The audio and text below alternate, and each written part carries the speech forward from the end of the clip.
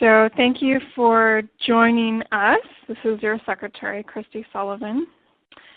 We are happy to welcome Dr. Maureen Bunger. She is a member of the Research and Development Team at Cellular Dynamics International.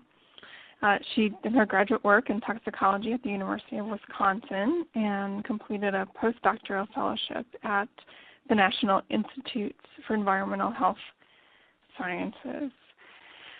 I have muted everyone's line to cut down on background noise, but once Maureen finishes, then we'll have time for questions. And the meeting is recorded also, as you might have heard, and there will be a link sent to everyone afterwards in order to view afterwards. So without anything further, Maureen, I think you're unmuted, so go ahead and start. Okay, thank you, Christy. Thank you especially to Christy for inviting me to talk and for setting this up, and for the Society as well for taking time out of your day to hear it. What I'm going to talk about today are induced pluripotent stem cells, and just give a general introduction to what the cells are, where they come from, and how we use them. And then go through a number of different descriptions of how different iPSC-derived cell products have been used in toxicity testing and functional testing at the cellular level. And then just at the end, we'll have a little summary and discussion and hopefully good questions afterwards. So what are iPS cells? They're uniquely useful stem cells, and I say they're unique because iPS cells don't exist in your body. We create them from adult tissues. They're derived from non-invasive methods, usually blood draws, but also from hair follicles and adipose tissue and skin tissue. They can be expanded indefinitely and differentiated into any cell type in the body. And then in that regard, they are fully pluripotent. So they act a lot like an embryonic stem cell, but they didn't come from an embryo. So in that way, they offer distinct advantage to ES cells in that they can be creative via streamlined and non-invasive methods, and they using them eliminates a lot of the political and social issues regarding the source of the tissue, and it enables, in a much greater capacity, the ability to develop or incorporate genotype information into your cell population. So the way that reprogramming is done, the first step is to reprogram the adult cells. And what we do, I'm just going through, there are many ways to do this, and you'll see that in the literature. I'm just going through what we do at CDI, which is to collect a fresh peripheral blood cells that have been tested to be negative for a lot of the viral diseases.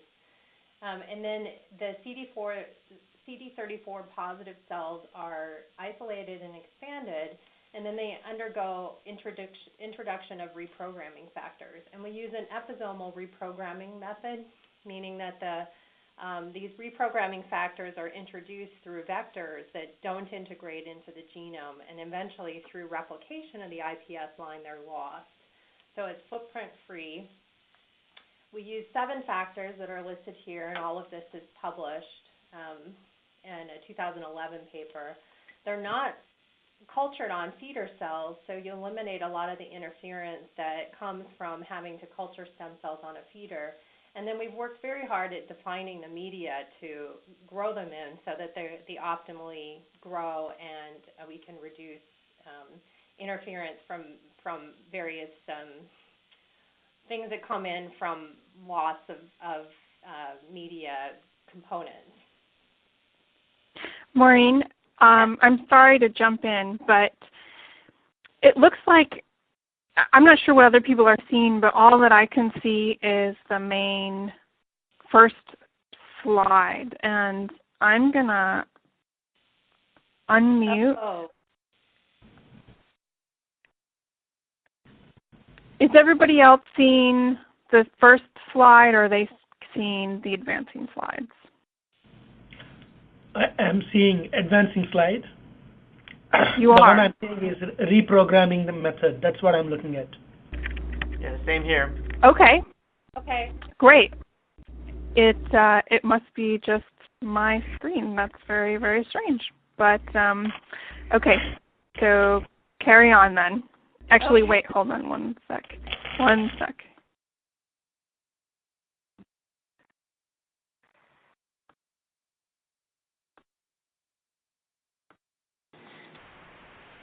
Okay. Go ahead, Maureen.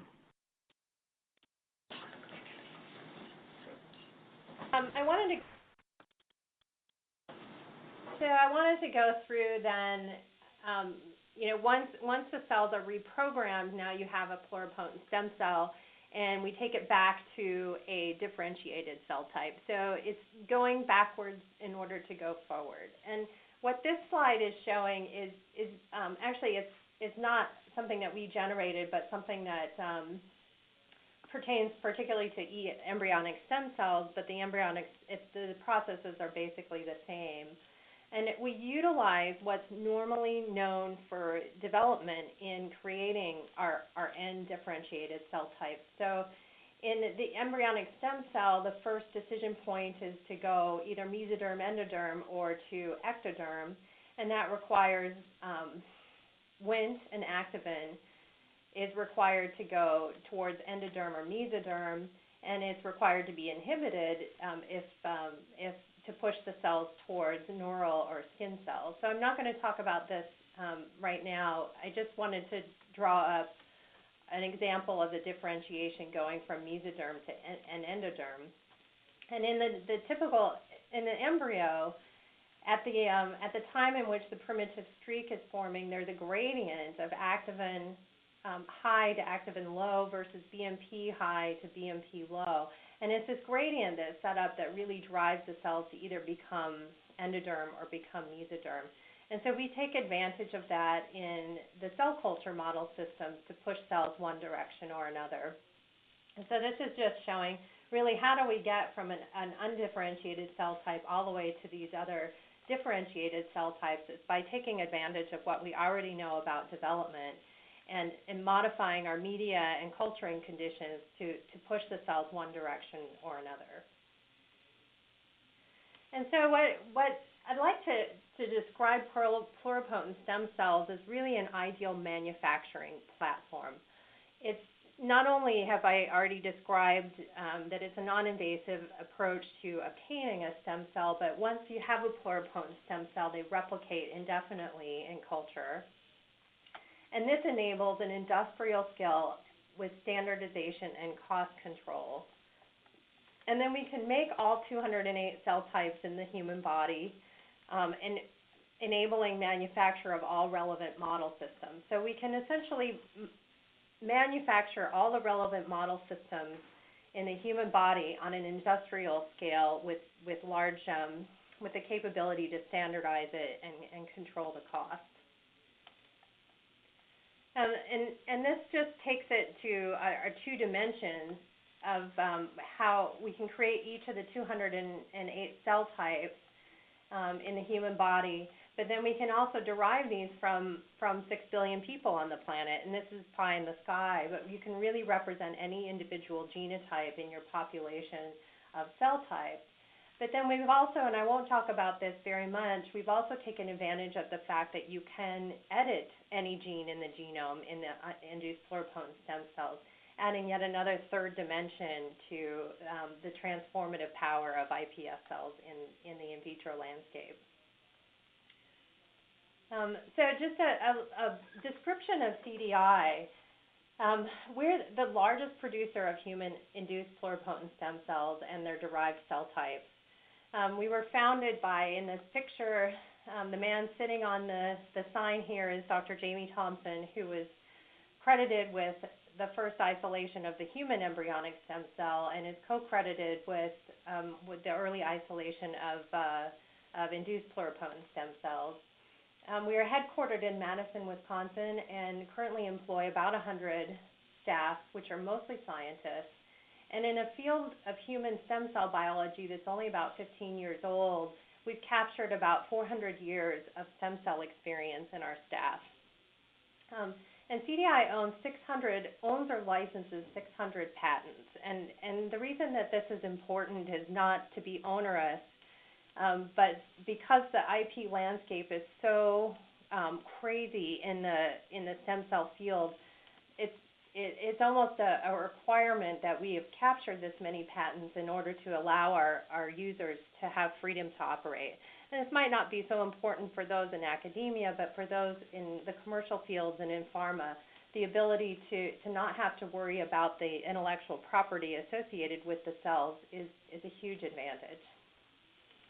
And what we do is we create and culture human iPS cells. We can genetically engineer iPS cells and develop new differentiation protocols, and then manufacture with high purity and quantity and quality the cell-derived cell types.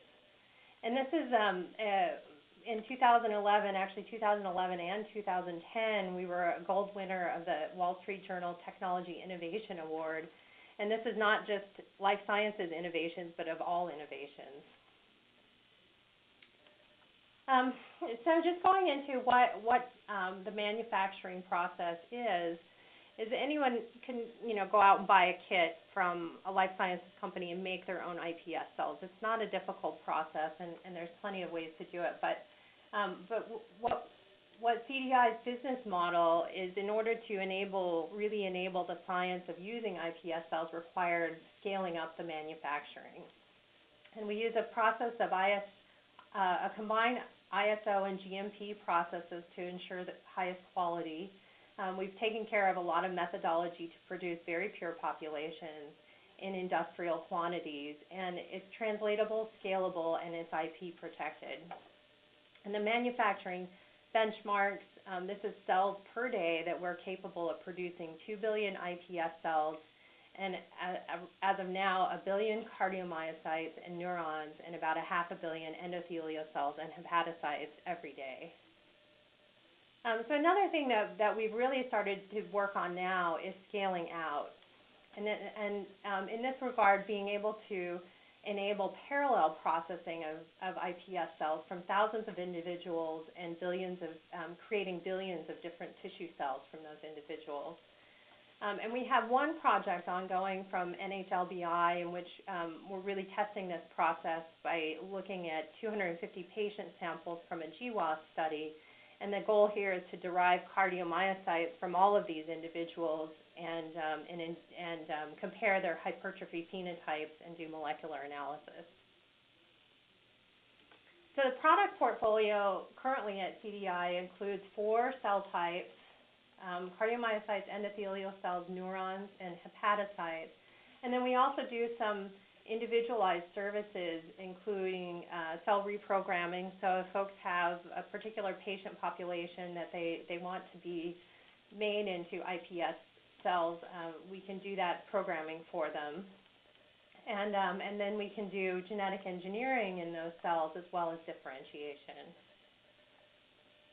And I think what I wanted to point out early on in the talk is that we've launched each of these cell products really in the last year and a half. And on the table are a number of other cell lines that will be coming out, that will be finishing up soon.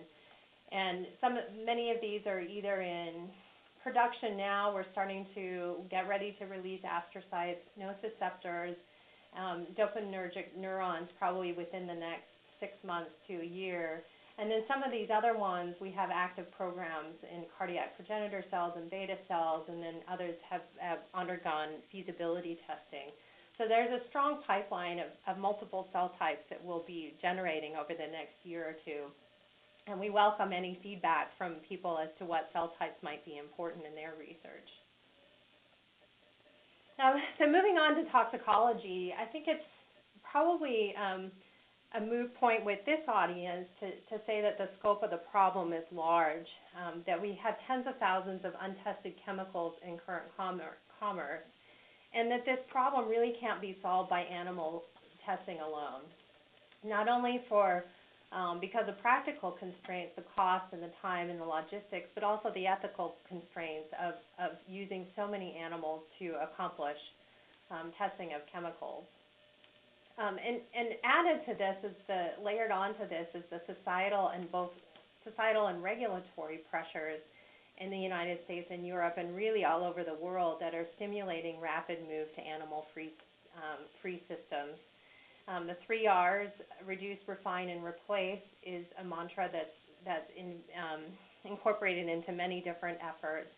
But also the onerous requirements of REACH and TSCA reauthorization have added the economic incentive for companies to really push the technology forward into animal-free systems. And these in vitro cell systems are a critical part of the solution, and I just listed a few of the government-based organizations that are really pushing the frontier of the process to develop in vitro cell systems. So how do pluripotent stem cells compare to other in vitro model systems? And this is maybe an overly simplified table, but we typically use transformed cells, primary human cells, or the pluripotent stem cells. And the current cell models, the transformed cells and primary human cells, have some limitations. One is well known that tumor cells are aneuploid, and then they change as you culture them. They change very rapidly, even within a lab and in between labs, making it very difficult to obtain consistency. Primary cells seem to capture quite a bit more of the in vivo biology, but they're variable in quality. They rapidly de-differentiate in vitro, and those of you who use primary cells on a regular basis, they're difficult to come by, and they're highly donor dependent. So pluripotent stem cells are diploid. The phenotypes are stable. They're terminally differentiated. They're not dividing.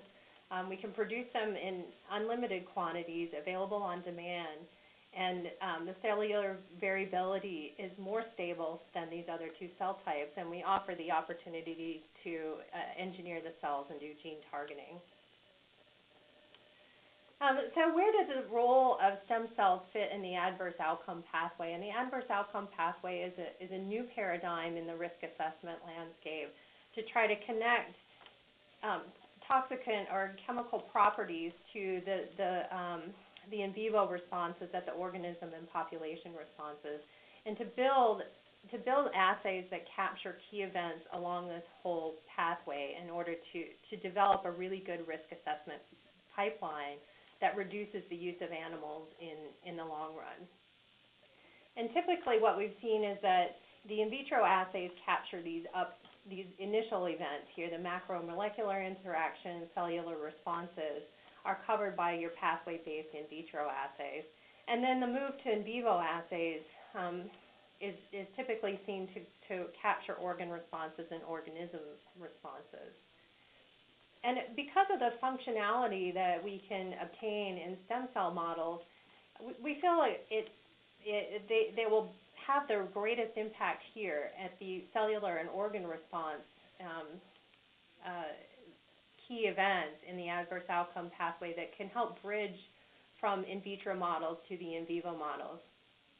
And because of our ability to build in genetic variability, either build it in or capture it by isolating iPS cells from populations, we can connect the population responses all the way back here to cellular and organ responses, thereby offering the opportunity to maybe bypass this step altogether and eliminate a lot of animal studies.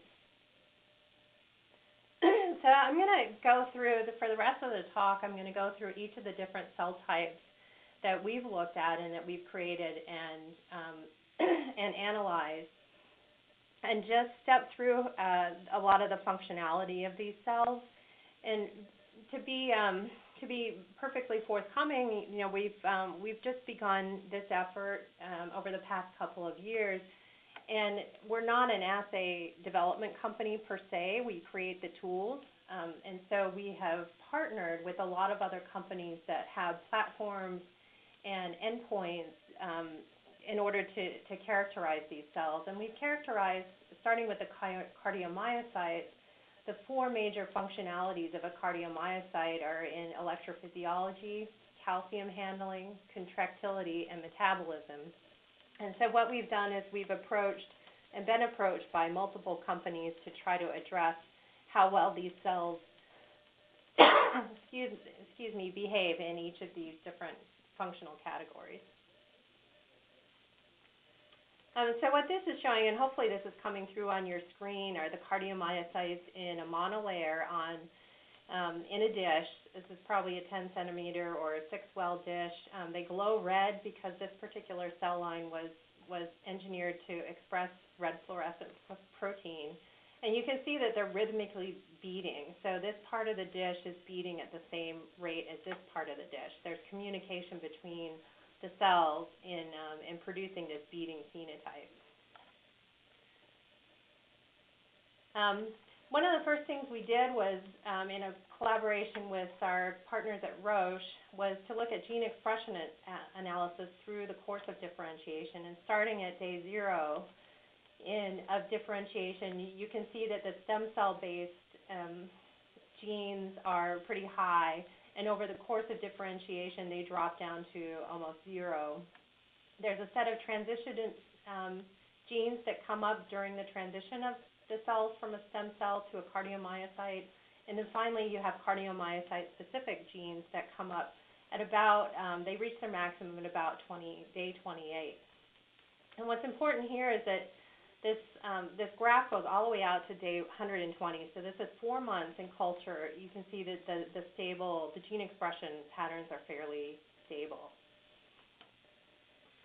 What I'm showing on the right-hand panel is the overlap between the iPS cell-derived cardiomyocytes at both day 20 and day 28 and day 120 with some key markers of cardiomyocytes from primary heart tissue. When you look at primary heart cultures, so these are cardiomyocytes taken out of the heart and cultured in cell culture, the overlap with what you expect for gene expression is not that great. So the cardiomyocytes, the I-cell cardiomyocytes actually recapitulate in vivo gene expression patterns better than primary heart cultures. So to analyze ion currents and spontaneous action potentials and elicited action potentials, we did typical manual patch clamp analysis. So the cardiomyocytes have functional sodium channels, functional calcium channels, and a number of different HERG channels. And they elicit spontaneous action potentials that have shapes that are atrial-like, nodal-like, and ventricular-like. So there's 3 different cardiomyocyte cell types in these particular populations. We can block calcium channels using nifedipine in a dose-response manner. We can block sodium channels with tetrodotoxin, and the HERG channels with this compound E4031 in a quantitative manner using conventional patch clamp. But then we can also use an automated patch clamp approaches using instruments from molecular devices and NanIon that enable the ability to do patch clamp analysis in a higher throughput. And in this case, we're just showing the results from sodium currents and calcium currents, and using the patch liner, ion currents as well as action potentials. And so this can all be done in a much higher throughput fashion.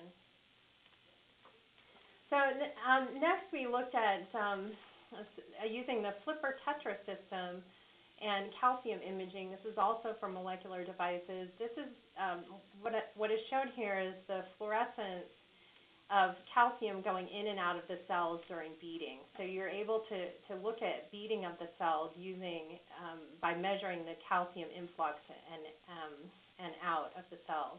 And at 20 seconds into this particular experiment, you can add epinephrine and you see that the increase in the beating rate due to calcium influx. And so what was done with this is we tested a number of positive chronotropes, ones that increase the beating rate, and ones that negatively decrease the beating rate. And you can see in real time that we can get quantitative dose response curves for each of these types of chronotropes in terms of measuring beats per minute.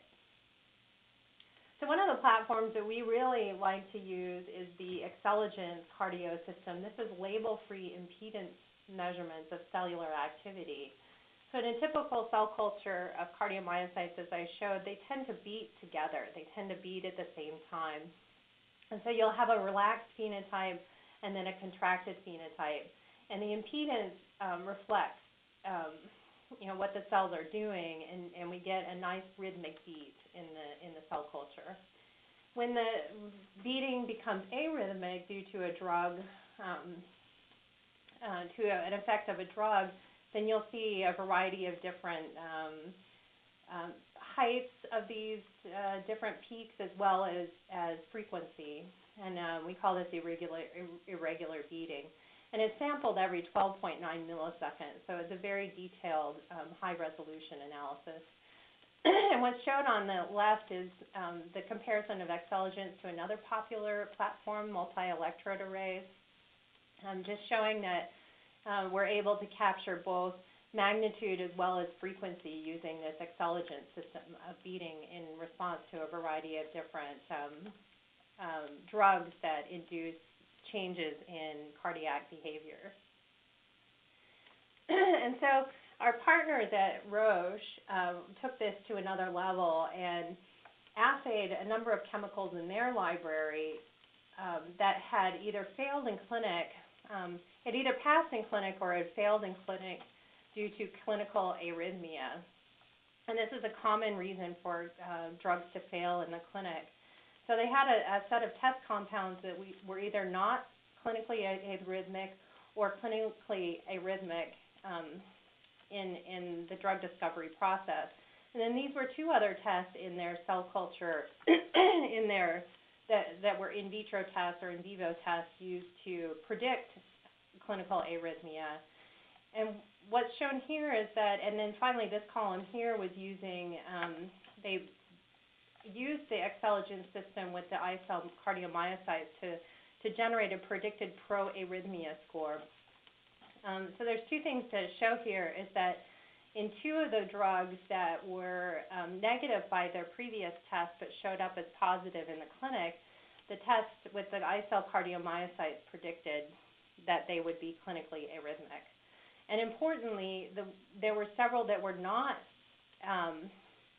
toxic in the clinic, but showed up as positive in these other two tests, and using the iCell cardiomyocytes, they were also negative. So essentially, the results here were 100% accuracy in being able to predict clinical arrhythmia in this test set of compounds. So finally, with the cardiomyocytes, we're able to try something that relatively new that we're doing is disease modeling. And we've developed a way to induce hypertrophy in cell culture, and cardiac hypertrophy is a hallmark by an increase in heart mass due largely to an increase in the actual size of the cardiomyocyte.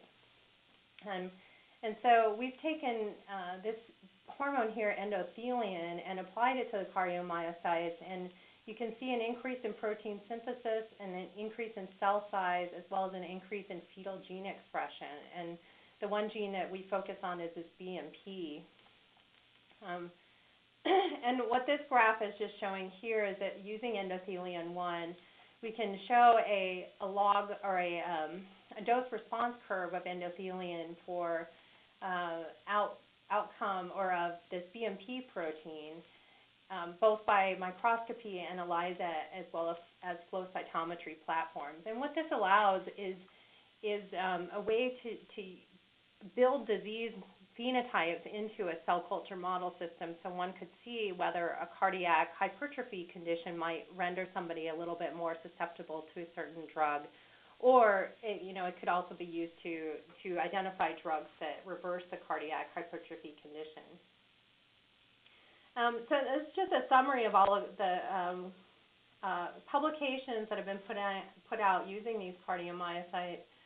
And importantly, data generated with these particular cardiomyocytes has now been included in 3 separate IND filings to the FDA by 3 separate companies. So they're really starting to see some wide adoption in the drug discovery field for predicting, using as safety prediction in FDA filings.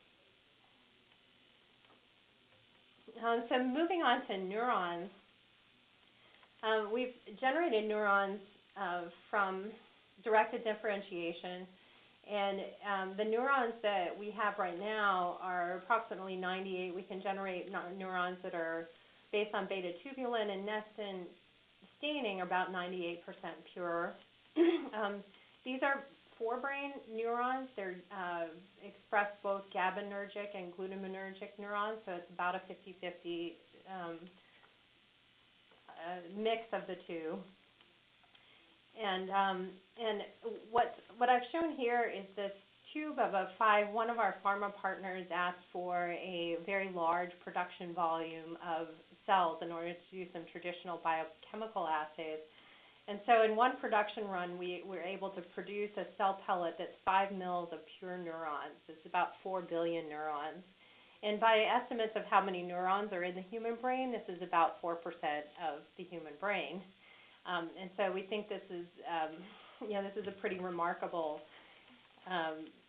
accomplishment to be able to put that many neurons into to be able to produce that in a single assay. This is a morphology of the eye-cell neurons. At day 1 after plating, you can already see neurites beginning to grow out from the cells. And then over the course of 21 days, the cell number doesn't change because the cells are not dividing, but the branching and the outgrowth of neurons, or the neurite outgrowth and branching, continues to proceed throughout the entire 3-week period. Ion currents, again, the same types of experiments were done to look for sodium channels as well as potassium channel activity. And these are can be blocked with tetrodotoxin and TEA. These neurons also can be measured for postsynaptic currents. So we can look at excitatory currents using canic acid or glutamate, as well as inhibitory currents using GABA, and then blocking them with synaptic blockers.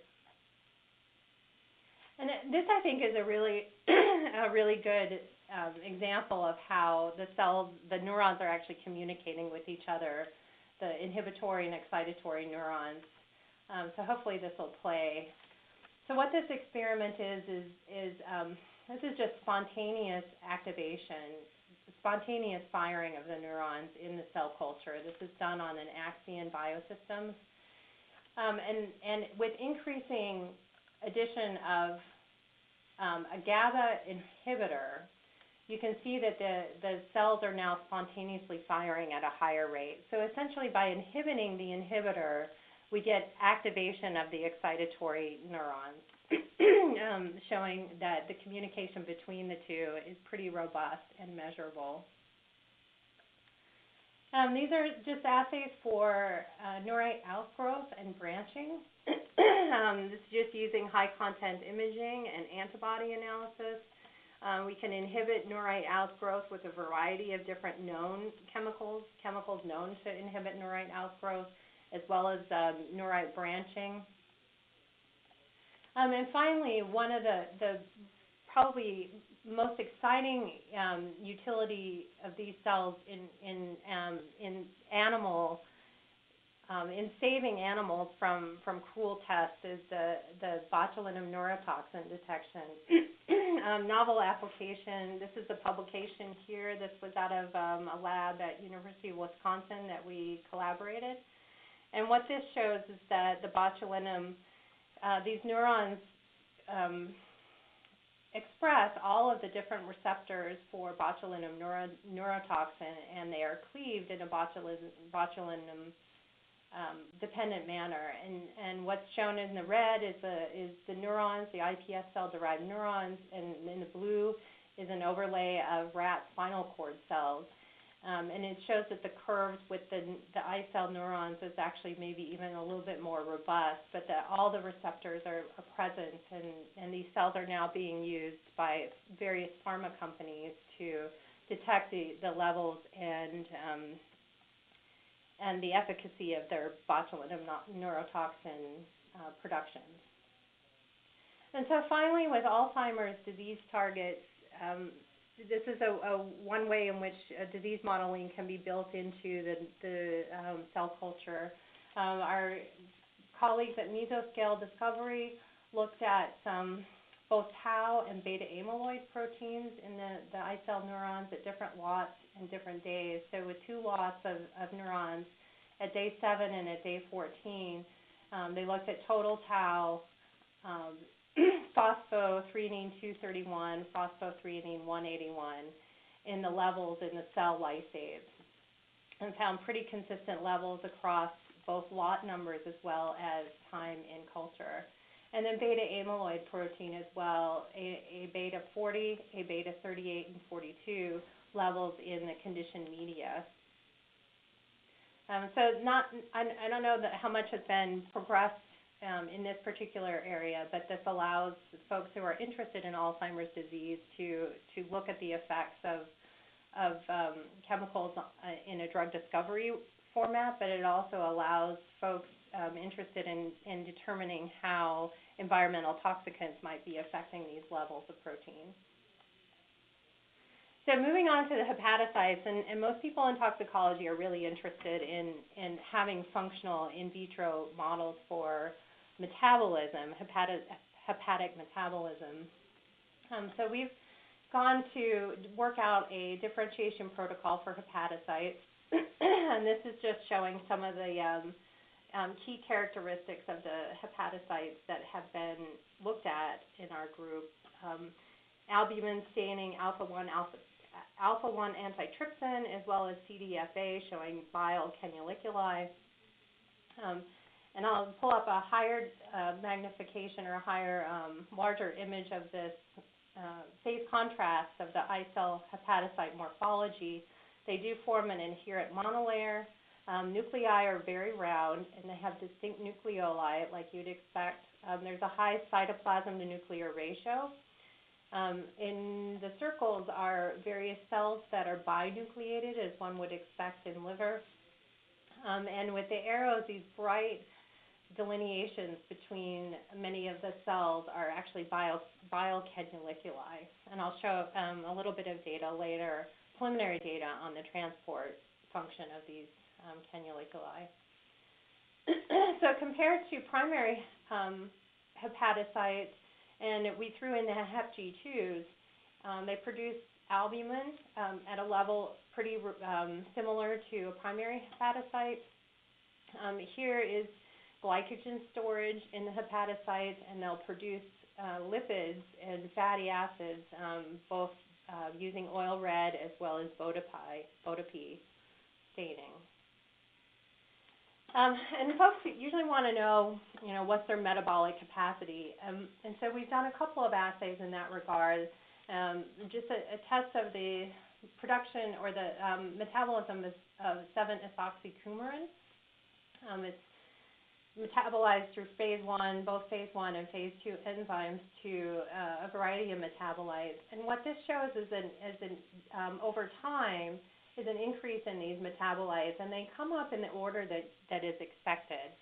So you're seeing phase 1 metabolism and then phase 2 metabolism over time. What's shown here is CYP3A basal metabolism. So when testosterone is added to the media over time, you'll see a really an increase in hydroxytestosterone, 6-beta hydroxytestosterone over time. That kind of slowly drapes down, but there's a significant increase CYP3A basal metabolism. And then this is just looking at CYP3A4 induction. In Hep G2 cells, as expected, you don't see any induction of CYP3A2, but in the I cell hepatocytes, we get about maybe a two-fold induction in CYP3A4. So functionally, hepatocytes do metabolize aflatoxin, very similar to primary hepatocytes. This is a graph showing a dose-response curve of aflatoxin B1, which naturally occurs in mitotoxins. It's usually metabolized by the liver to a reactive intermediate. So the aflatoxin itself is not toxic. It's an intermediate that causes damage to the hepatocyte. So this just shows Hep G2 cells. There's no metabolism, so the cells are just fine in aflatoxin. The primary hepatocytes in black and the I cell hepatocytes in red. So this just shows that at a similar dose-response curve to aflatoxin toxicity to primary cell hepatocytes. And this graph here is just showing that this can be blocked by inhibitors of P450s. The top part of this is really just another assay for cytotoxicity to aflatoxin. But importantly, on the bottom, we also looked at glutathione levels in comparison to primary hepatocytes. So aflatoxin, which is not a pro-oxidant toxicity, doesn't change the glutathione levels, whereas menadione, which produces reactive oxygen species, does in fact change the ratios of glutathione similar to primary hepatocytes. And then this is, when it's talking about transporter proteins, this is fairly preliminary data from a collaboration with Qualis looking at the biocannuliculi and the transport of taurocolate as well as rosuvastatin. And this is very preliminary data between I cell hepatocytes and primary hepatocytes, showing the movement, the efflux and influx of these chemicals through various transporters in the biocannuliculi as well as the cell membrane surface. So I'm going to finish with endothelial cells, and we've had a lot of interest from folks who want to do developmental toxicity and vascular toxicity. Our I cell endothelial cells show a typical cobblestone morphology. They form tubes in the appropriate matrix. They'll express von Willebrand factor, and they form tight junctions with each other. So it allows you to be able to study their barrier function. This graph is just showing that they respond to inflammation by upregulating CD146. So in unstimulated TNF cells, you see very little CD146, but in stimulated cells, it'll shift into, they'll express a lot more of this particular marker. And they'll uptake acetylated LDL as well in a similar way to HUVEC. And we use the cardiomyocytes as a negative control. And so another, our partners at Applied Biophysics used electrical cell impedance sensing system. So this is sensing essentially the proliferation and angiogenesis properties of the cells. What was used to elicit a reduction in the impedance, so this essentially breaks the barrier and causes a decrease in proliferation with thrombin. And so when thrombin was added, the cells dropped down considerably in resistance. And then as VEGF is titrated back in, you can see the cells begin to repair themselves and proliferate. And then this can be blocked by a VEGF inhibitor, SU1498. Coming back to, for those of you who are still paying attention, coming back to the parallel manufacturing process. So all of these assays that you've seen today can be scaled out to look at a variety of different individuals in a population. So you can imagine modeling populations of disease phenotypes, the effects of disease on sensitivity in your model system, the effects of genetic polymorphisms on sensitivity, and generating tissue cells, multiple different tissue cells in the body from each individual, allowing a really fantastic opportunity to look at susceptible population research in vitro model systems. So in summary, we'll just bring it back to the adverse outcome pathway and try to sum up what I've showed you. If we take iPS cells in this middle region of the adverse outcome pathway, what I've shown with the cardiac and the neural, hepatocyte, and endothelial cells are a number of functionalities that capture a lot of the organ responses that have been previously unable to capture using in vitro models, including arrhythmias and action potentials in cardiac cells, ion currents, neurite outgrowth, hepatocytes, glycogen and fat energetics, and endothelial cells, tube formation, lipid uptake, and proliferation. But what's unique about iPS cells, in addition to that, is that we can move upstream in the adverse outcome pathway because it is an in vitro model. All of these molecular interactions and cellular responses can also be studied in the cells. And because we're able to capture populations, we can incorporate in genetic susceptibility. So in some regards, there's a place for iPS cells all the way along the building of these adverse outcome pathway assays. So what's the future? And this is something that we have been talking about a lot lately, is what might fit best into the toxicology field. So we're starting to explore how to use the cells in organotypic cultures. We create very pure populations of cells, and it's only a matter of somebody taking these cells and starting to put them together to see how they function. And we've had some very preliminary feasibility studies with neuron astrocytes, hepatocytes, and macrophages. And we've also talked about endothelial cells with smooth muscle and cardio cells, as well as potentially hepatocytes, to start building these organic typic type cultures. We also, maybe if you saw on the prototype slide, a number of hematopoietic cells, dendritic cells, and T cells that could be used in skin sensitization. Endocrine, we're starting work on beta, pancreatic beta cells. Pain and irritation, nociceptors can be incorporated into even current models for pain and irritation. And then an area that's fairly exciting to us, as well as a lot of others that we've talked to, is to use iPS cells in developmental toxicity. And to that end, we're looking at cardiac progenitor cells and endodermal progenitor cells as well. So with that, I'll finish up and just say thanks to everyone. I welcome any contact from folks. Here's my email address as well as our website. You can visit and find more information there. There's quite a bit more information, including a list of all of our publications. So if you missed that slide with the publications, they're all listed on our website. So thank you very much. Thank you, Maureen. That was a lot of really interesting information. A lot of content there. Thanks for getting through all that. So I'm going to unmute everybody. And if you have a question, just please speak up.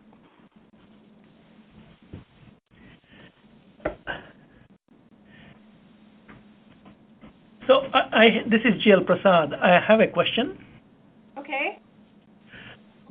The various stem cells, the differentiated cell types, what you described, how are they shipped and how are they maintained by your users? Do you provide any special medium, or how long can they maintain, or is that kind of information, if you can provide, that would be helpful. Thank you. Yeah, I can provide it at a top level. I think what we do is we ship them. They're cryopreserved, all of them except the hepatocytes. Right now we're still working on the hepatocyte cryopreservation. So those are shipped as live cultures, but they are shipped cryopreserved and shipped with media, enough media for 2 weeks. And the media can be bought from Life Technologies. We struck a deal with them, so they sell the media, but we provide initially with enough media supplement for 2 weeks of culture, and that's also shipped frozen.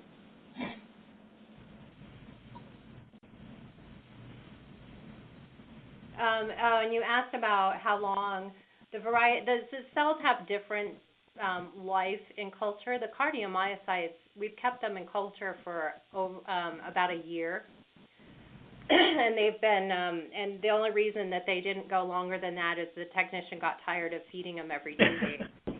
So they really are very, very robust cell line.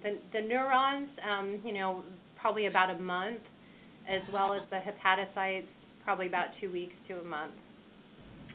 So the cells, do they grow on plastic, or do they need some matrix, basement membrane, or basement protein mix is required, or something like a matrigel or something like that? How are they cultured? It depends on the cell, and it also depends on your application. And so the application support work with the users to determine what best surface to use for their particular application. Thank you. Sure.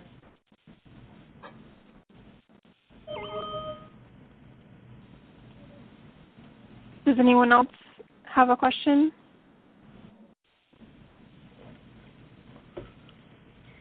Feel free to shoot me an email, or if you have questions for me directly, I'd be happy to talk outside of the seminar. I have a question, actually, Maureen. I was one of the things that we're dealing with genotoxicity is that there are in vitro and in vivo assays for many of the different gene tox assays, and you usually do the in vitro, and then if you get a positive, you typically do the in vivo because you're worried about metabolism. And so I was curious if you'd thought about pairing your hepatocytes with some of the established in vitro gene tox assays, like the COMET or the micronucleus assay, and whether that would be possible. It's probably possible. We haven't really explored that, and we'd love to find a partner who'd be willing to help us with that. Because that's certainly something that we get asked about a lot, and the metabolism, I have to be pretty forthcoming, in the hepatocytes isn't as robust as it is in a primary hepatocyte. So there's some limitation there. While there is metabolism there, we haven't really found a case where we don't see metabolism. It's just not as robust as one we get in a primary hepatocyte. So there are still challenges there. But we'd love to partner with someone to try to test some of that. Okay. I have a question, Smirnova from Hopkins. First question is, when do you deliver your neurons, eye neurons, which stage they are? If they're immature, do they build already synapses, or, how differentiated they are? They're fully differentiated. And so we take them all the way to the terminal differentiation. They're not going to divide. However, they are in the cryopreserved format. They when we lift them up off the plate, the neurons, the neurite outgrowth and the branching disappears. So once you've plated them, you can assay for that neurite outgrowth and synaptogenesis. Whether or not, or I shouldn't say synaptogenesis particularly. I should defer to our app specialists on whether or not the synapses are the same as in vivo. But there is an opportunity to monitor those types of branching as well as synaptic formation. Do you have some iPS cell lines from patients, like from development disorder patients? Or That's something that we'd really like to do. We don't have iPS cells from patients with developmental disorders. We haven't done that yet. And really we do that if someone came to us and asked us to do it. It's just a matter of the fact that nobody's come to us with that kind of a project yet. Thank you.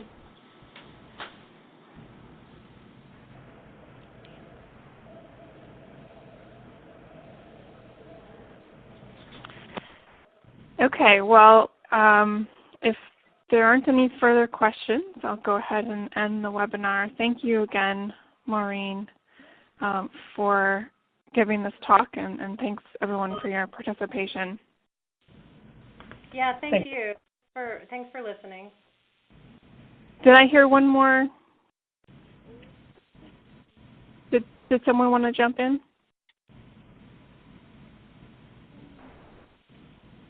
Nope. Okay. All right. Well, thanks everyone, and have a nice holiday. Thank you.